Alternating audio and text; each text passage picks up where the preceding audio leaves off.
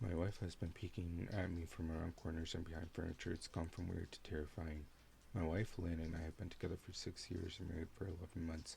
Our entire history together has been very normal. Never once have I noticed any weird behaviors or red flags. I can't stress enough how out of character this whole thing is for her. Lynn is a very kind, intelligent, thoughtful. She's always been the no-nonsense type person. Being childish or trying to scare me is not something she normally do. She doesn't even like watching horror movies. When we first started dating, she agreed to watch The Shining with me because she knew how much I loved horror. She was so scared that she didn't make it through half of the movie before we had to turn it off. She isn't into anything creepy and has never been into pranks. It's not just her cup of tea, and that's fine. And that's what was so strange about this. It's just so unlike her. I should also add that she never had any mental issues, and as far as I'm aware, it doesn't run in her family. You know, some people are able to hide their mental health problems, but in 6 years we've been together, I don't think I've seen some sort of sign. 2 months ago, I was in the kitchen making myself coffee before work. I was running a bit late at that morning, and I knew I wouldn't be able to make it to Dunkin' Donuts to my usual morning fix. I took a sip of my coffee as I hurried down the hall towards the front door, when I happened to notice Lynn picking at me from around the corner and ahead of me. I could only see her eyes, and a strand of her long dark hair hanging against the wall. The rest of her body was concealed around the corner. I nearly spilled my coffee when I saw her. I did burn the shit out of my lips. "Geez, Lynn," I said, wiping a few drops of coffee from my pants. "You scared the shit out of me." She merely popped out of view like a little kid and had been caught. I heard her scurry off towards the living room, and by the time I got to the front door, she was out of sight. It was really weird and just totally out of character for her, like I said, but I also found it kind of funny that she was being more playful and a little less serious. I shouted that I loved her and called her a weirdo as I shut the door behind me, and I heard her laugh. Her behavior was a bit odd, but it certainly wasn't something you'd call a priest over. I forgot about it by lunch, and by the time I got home, she was her normal self. I didn't bring it up, and neither did she, and life went on. The next incident happened 3 days later. It was around 2 a.m., and I had been woken up to get a drink. I was standing at the kitchen island, jug of OJ in hand, when I felt a strong feeling that I was being watched. For whatever reason, I looked down at the floor and saw my wife's smiling face staring back. She was peeking at me from the other side of the island, staring up at me with a wide, unblinking eyes and grinning like a Cheshire cat. I screamed, I'll admit it, not of irritation but fear. For some reason at the moment I was scared. At the sound of my scream, Lynn scuttled backwards out of my view, her hands and feet smacking the tile floor as she hurried out of the kitchen on all fours. I didn't run after her or even yell after her. I just stood there frozen in shock, wondering what the fuck had possessed her to do that. It took me a little longer than I liked to admit to go back upstairs, but eventually I did. When I got back to our bedroom, Lynn was lying on her side asleep, or at least pretending to be. I stood there for a while, watching her breathing to be sure she was really asleep. I had the feeling she might jump out at me at the moment I got into bed, but she didn't. I climbed into bed and she didn't even move. Her breathing was soft and deep. I was starting to wonder if I'd drunk the whole thing. The next morning I waited for her to come down for coffee. After handing her a mug and kissing her cheek, I decided to ask her about it. "What was that about last night?" I asked, keeping my tone light so I didn't offend or embarrass her. She frowned over her cup of coffee, shaking her head like she had no clue what I was referring to. "You were peeking at me again from over there," I said, pointing to a spot on the floor by the kitchen island. She followed my gaze, and when I looked back at me, she burst out laughing. She laughed so hard that I couldn't help but join her. "You creep me the fuck out sometimes, you know that?" I said. She giggled and set her cup on the counter and wrapped her arms around my neck.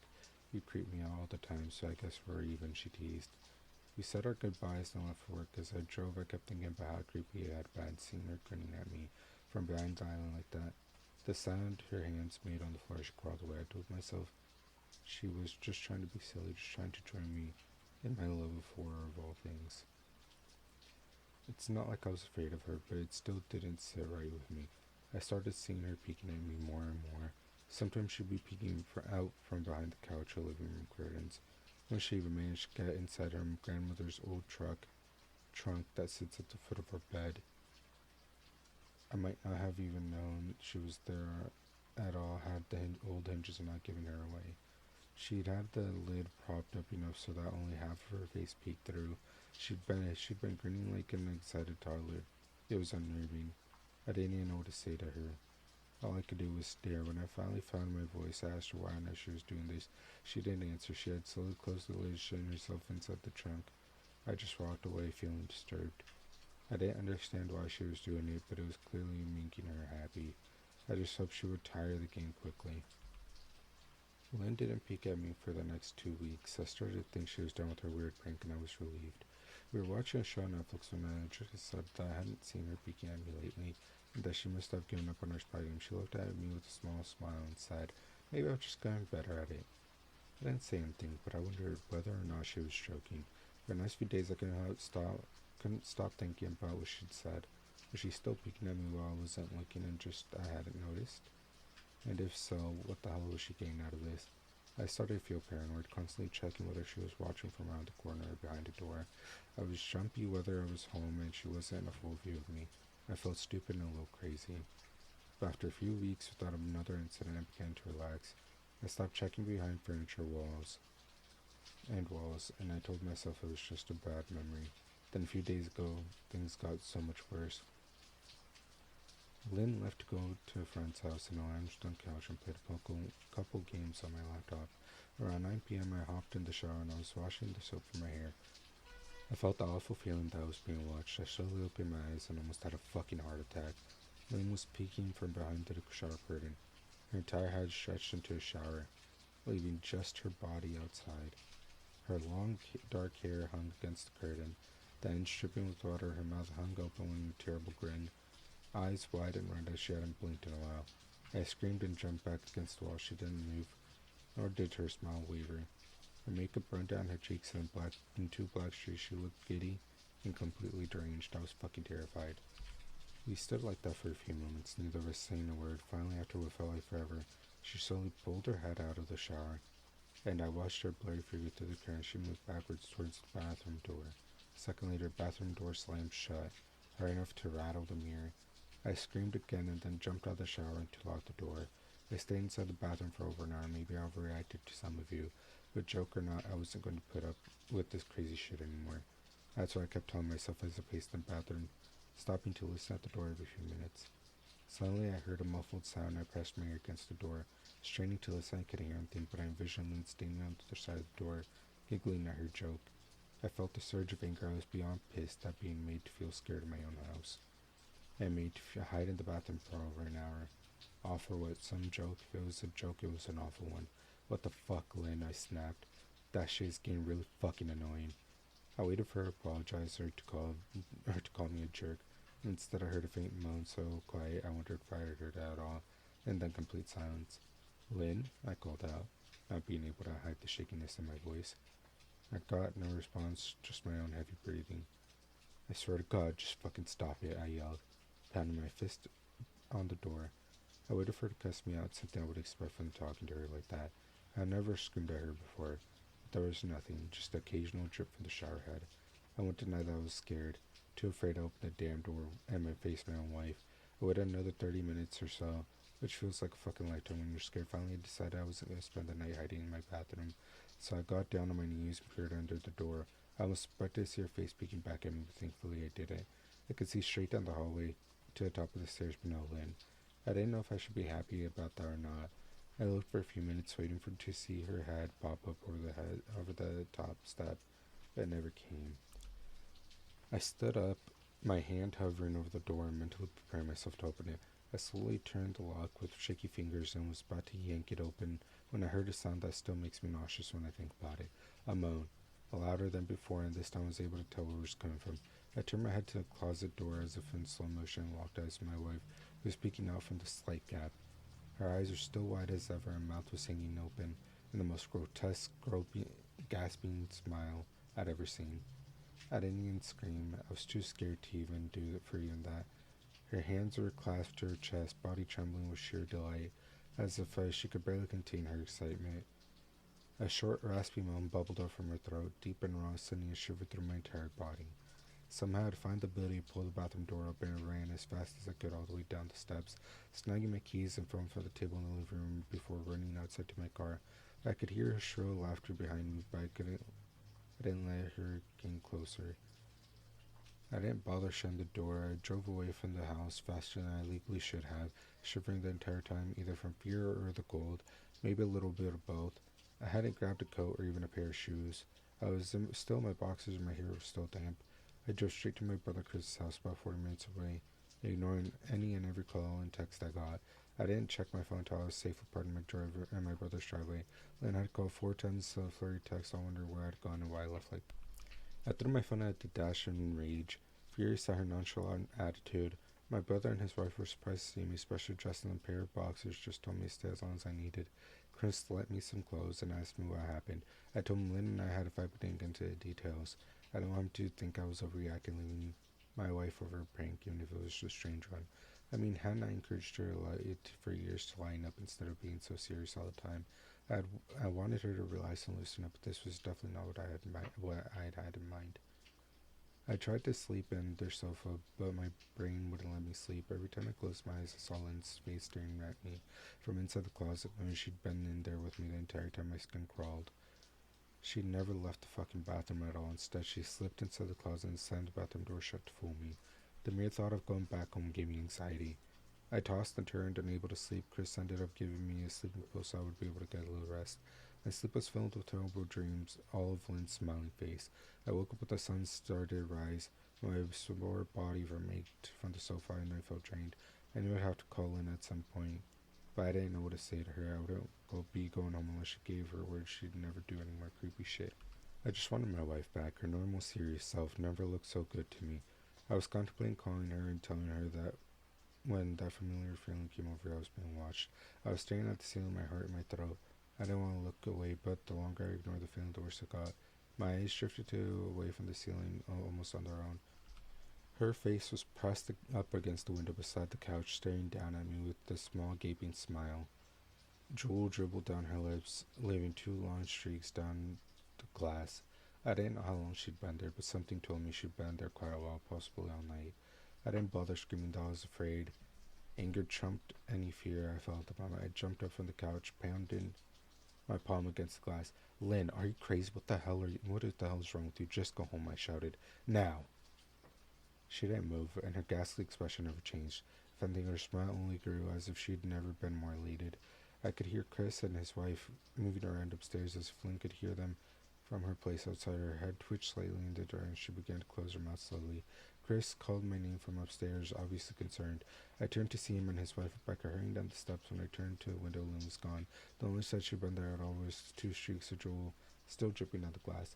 I tried to explain to Chris and Rebecca about waking up to Lynn watching me through their window. They were skeptical. Who wouldn't be? Chris and I went outside to spot on the window, but there was no footprints in the dirt, just a slight indent. Animal probably, Chris guessed. And I didn't argue. He and Rebecca assumed I dreamt the entire episode, but they didn't understand, and I was too tired to explain it to them. I called out of work that day and turned my cell off. I didn't want to face Lynn. Just talking to her was too much for me at that point. I really started to believe something was irreversibly wrong with her. That no matter what promises she made, we'd never be the same again. The thought saddened me to my core. I cried most of the morning. By noon I figured I was ready to confront her, give her one last chance to explain herself. I could at least give her that after 6 years, I told myself. I turned my phone on and saw the dozen texts she sent, all from the seemingly concerned wife. Can we talk? I love you. Please call me. I'm really worried. Can you answer? Just come home. And more of the same old text telling me she loved me and she wanted me home. How worried she was. Not a damn one addressing the crazy shit she pulled. Like she hadn't been acting like a character from a Stephen King book. Even her texts were different. She normally texted novels, just telling me to pick up a loaf of bread. You'd think she'd have more to say to me after her bizarre shenanigans. I know it probably seems childish to some of you who are miles away from this situation, but if you guys saw the way Lynn had looked at me, she was scampered away on all fours like some wild animal, grinning at me from inside the closet like a lunatic. Then I think you'd find my action was warranted. I ended up staying with Chris and Rebecca for another night. I didn't wake up yesterday until afternoon, and thankfully I didn't see Lynn's face watching from through the window. I don't want to pry because it's not my place, but this is to fight something that can be mended. Rebecca asked she'd made both of us a sandwich for lunch, and I knew she wanted to breach the subject without seeming to be nosy. I don't know, she's like a different person, I said, choosing my words carefully. I still wasn't ready for her, or for Chris, to know the full extent of the batshit craziness I had been dealing with. People change, Ben, but she's still the same woman you married. Maybe you both just need to talk through your issues, whatever's going on. I'm sure it can be fixed, she said, ever the peacemaker. I think it's beyond that now. I don't think talking would help. I just don't trust her, I said. The words stung in my heart. I missed the love of my life, but how could I live with someone like that? Living in constant fear didn't sound too appealing. Lynn loves you. She has to be absolutely crushed, she said. I don't know about that, I said. Well, she certainly seemed like it to me. I've never seen her so upset, very much unlike the Lynn I know, replied, said, shaking her head sadly. It took a full minute for her words to really sink in, and when they did, I felt dread warming its way through my skin. Wait, what do you mean you saw her? You saw Lynn? I asked, my mouth suddenly dropped. Rebecca nodded casually, as if the fact was a nightmare fuel. Maybe for her it wasn't. She stopped by this morning just after Chris left for work, she said, cleaning the plates from the table. I didn't see her car, though. Maybe she took an Uber or something. Beck, what did she say? Did she come inside? I asked, sweat starting to break out of my forehead. I began looking around, examining corners as if the predator looked behind them. No, she just asked if you were awake yet, and I said that you weren't. I asked if she wanted me to wake you up, but she said no, just to let you sleep. She said as she washed dishes. That's all? She didn't say anything else, I asked. No, she looked awful though, like she hadn't slept in days. I think I should call her. I got off from the table and thanked Rebecca for lunch. I felt a little bit better at the knowledge, but that at least she hadn't come inside. Still, I needed to double check that the doors were locked. I sat for a while, trying to figure out what to do next. I didn't want to go home, but I felt that I owed it to Lynn to help her if I could. Hadn't I swore an oath to love and honor her through sickness and health? Clearly she was very sick. If she was sick, which I truly believe she was, I had to try and get her the help she needed. But I didn't know where to even start. I didn't want to call the police, and besides, what the hell was I going to tell them? That my wife was speaking to me, that she was being creepy, as bizarre as she'd been. She still hadn't committed any crime, not yet anyway. The police would probably just said I was overreacting, but this wasn't some prank. I felt wrong, dangerous even. Like something sinister lurked behind her smile. I knew her as a husband, as well as within my right to have her committed. But what if she simply acted normal in their presence? She'd always been able to fool Rebecca into thinking she was just playing the concerned wife.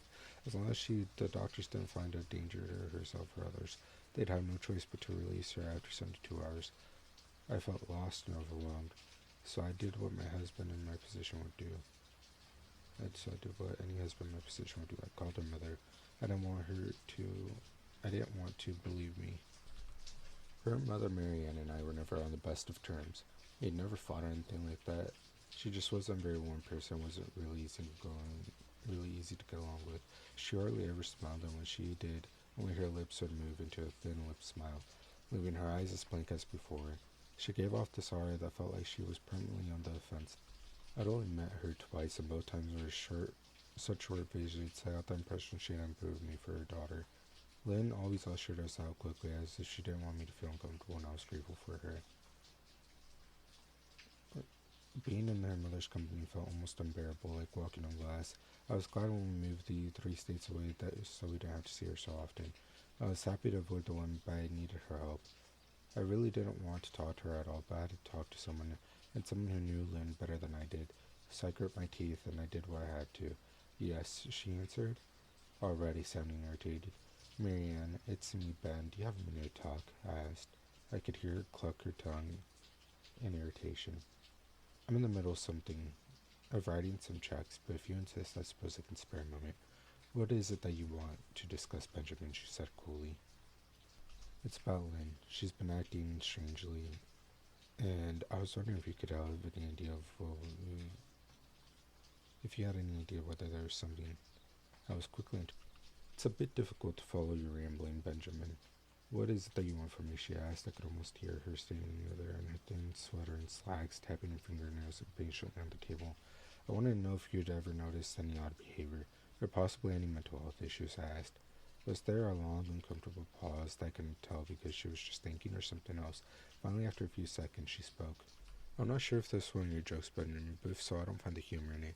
Now, I do have business to attend to, as I've said, so if you don't mind, she said, but I cut her off before she could get rid of me. Marianne, it's not a joke. I'm sincerely concerned about Lynn's mental health. Her behavior has been very erratic lately. I'm very worried about her, and I figured her as her mother you would be as well. I said, my frustration evident in my voice. If you're truly concerned, then I suggest you get the health professionals involved. I don't know what you expect of me, she snapped. I could tell she was seconds away from hanging up for some reason. I was desperate not to let her. I had the feeling that she knew a lot more than she was letting on.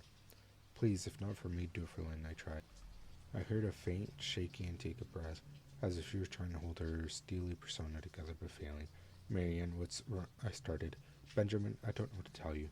My only advice was to seek professional help. Do not call here again. Goodbye. I tried to call her out, but she'd hung up. I tried to wrap my head around the call and refusal to help me. Even if she didn't like me, why would she want to miss the opportunity to help her own daughter? I couldn't understand that. I tried to replay the conversation, desperate to find something I missed. After a while, I almost gave up, until I remembered her last words to me. Seek professional help, she said those words with a slight of urgency. I could have just been grasping at straws, but no. I was sure her voice had changed ever so slightly when she said that, as if they were very important. What had she meant? I assumed she'd been referring to medical professionals, but maybe she was referring to someone else, someone that she didn't, for some reason, felt comfortable directly saying. Or maybe I was just desperate. I waited for Chris to get home, and after a very long and exhausting conversation with him and Rebecca, I convinced that Lynn truly needed psychiatric help. I didn't tell them everything. I wasn't prepped to go into it yet, but I told them about our last encounter, how she'd hidden in the bathroom, peeking at me from the closet. They were obviously shocked, but thankfully they believed me. They too just wanted to help her. Still, they didn't think it was all that serious. Weird, maybe, but not dangerous. They just kept saying that Lynn had to be playing some kind of weird joke. Maybe for YouTube, Rebecca offered, if only half-heartedly. Chris didn't think we should involve the police just yet. He offered instead to go with me, and I readily accepted. He reasoned that calmly talking to her, trying to coax her into going into willingly, was the best recourse. I agreed to do it his way. At least I wouldn't be going into the house alone. We drove over this morning just after breakfast. There was nowhere I was going at night. When we pulled into a driveway, my stomach began doing somersaults. Her car wasn't there, but I still didn't let my guard down. The front door was ajar, and for a split second I thought we'd see her eyes staring through the gap. I was shaking and starting to sweat. Chris, however, was fine. He waited for me to open the door, his hands in his pockets, so he was going to on a fucking stroll to the park. I envied his ignorance. I pushed the door open and was immediately hit with the stench of rot. Chris smelled it too, and he walked into the house behind me with his nose scrunched up. What do you guys use to clean the floors around here? Shit? Chris mumbled. Shut up, I said, my eyes darting around for any signs of Lynn. The house was deadly quiet and dark despite being 10 in the morning. All the curtains were closed up tight, refusing to allow any sunlight inside. If I hadn't left it just 2 days prior, I'd have thought the house to be abandoned. We moved through each room, carefully checking any place that she might hide, occasionally calling her name. Why the fuck are you looking under the couch? Chris asked him eventually.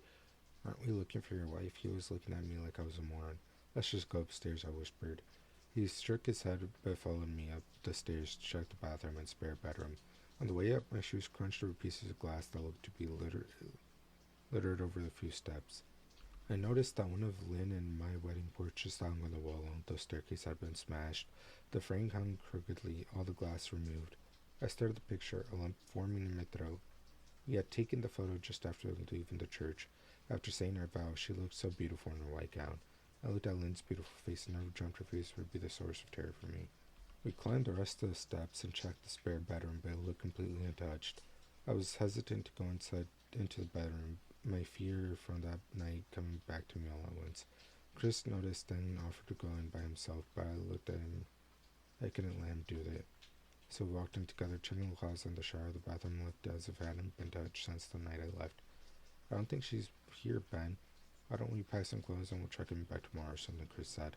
I nodded and went inside her bedroom and shoved some clothes into a duffel bag. When I checked inside her closet, I came across the source of the smell. Chris took one look and lost all color in his face. He had to go down, stand by the stairs to get away from the saddened smell. I gazed down in shock at what lay inside my bedroom closet, soaking into a rug were at least a dozen eyeballs, all carefully laid out in pairs. Some were as large as a quarter, while others were as tiny as a marble. I stared down at the eyes she collected from small animals, and I wondered how she had got in them, and shuddered at the thought. Man, I thought I had it bad with Beck's shoe addiction, but fuck me, your wife's into collecting eyeballs. Chris said, gagging. Ben, I think we should go, he called from the hall. I'm getting nauseous. Alright, I grabbed my duffel and shut the closet door on my new nightmare. I stepped down to the hall and took a deep breath of air. I could taste the air on my tongue and I could help but gag. Who the fuck lines up eyeballs in the closet like that? Chris mumbled. I tried to tell you she needed help, I said. She doesn't need help, Ben. She needs a fucking exorcist, he said. You come in here, what? I can't stand the smell anymore. His words died in his throat with his eyes grew wide with fear. I didn't ask him why, I could feel it. Someone was watching me and I didn't think it was my eyes. I didn't think it was the eyes and closed. I turned around, my eyes slowly scanned the bedroom. Christ, I whispered as I finally saw what we'd missed.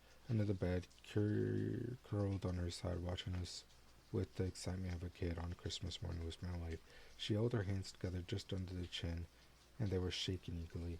Now that she knew she'd been found, I could hear the quiet noises she was making, a sort of hiccuping sound in her throat, as the excitement was just too much for her. It was unnerving to say the least, wide eyes and that same huge smile. Everything in me told me to run, but I forced it away. This was my wife. No matter how twisted, she was still the woman I married. I had to help her. Lynn, I said softly. Sure, respond. But her head bobbed back and forth in two quick low moans as she was nodding. Baby, I just want to help, okay?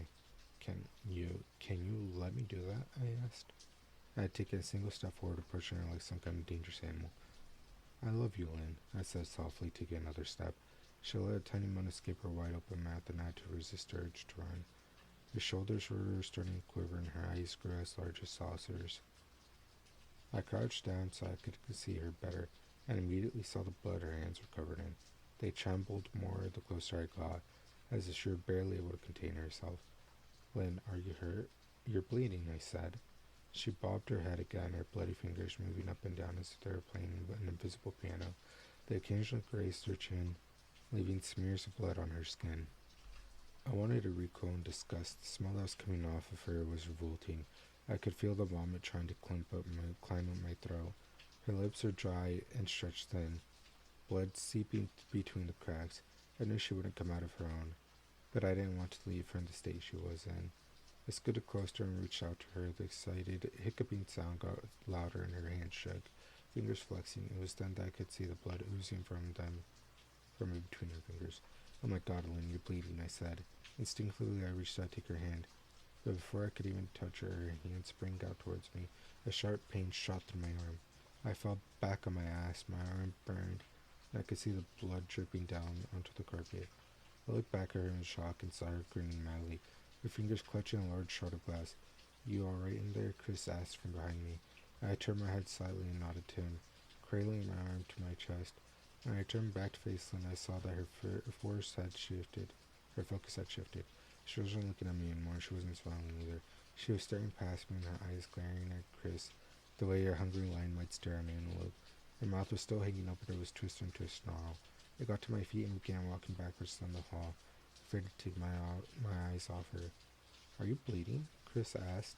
The moment the words left his mouth, Lynn started fast scooting out from under the bed, the shard still in her fist.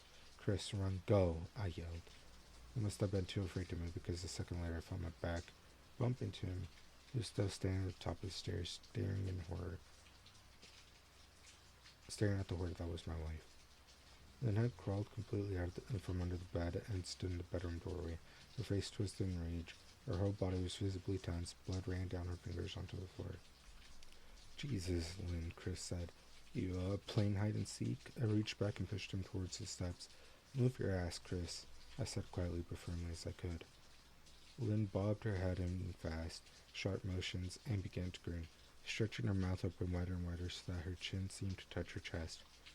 I heard Chris mutter a prayer and then he was running down the stairs. I stood at the top of the steps, stuck between the love for a woman who was clearly needing serious help and self-preservation. I only want to help, I said, choking back tears.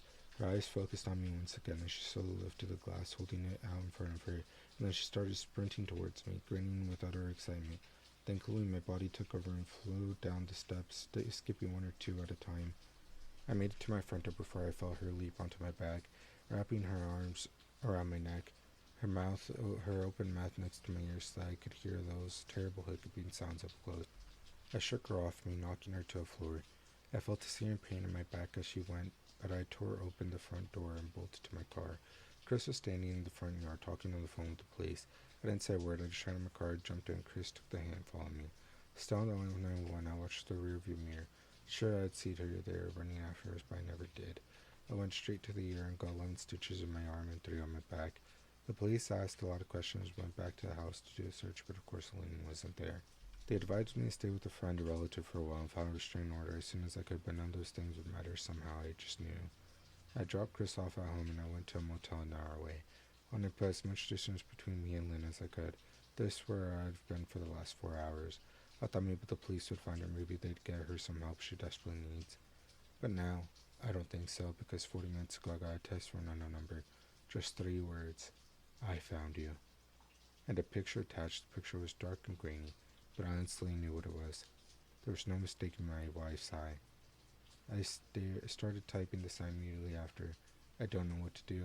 I'm alone and scared. I can't feel that I'm being watched.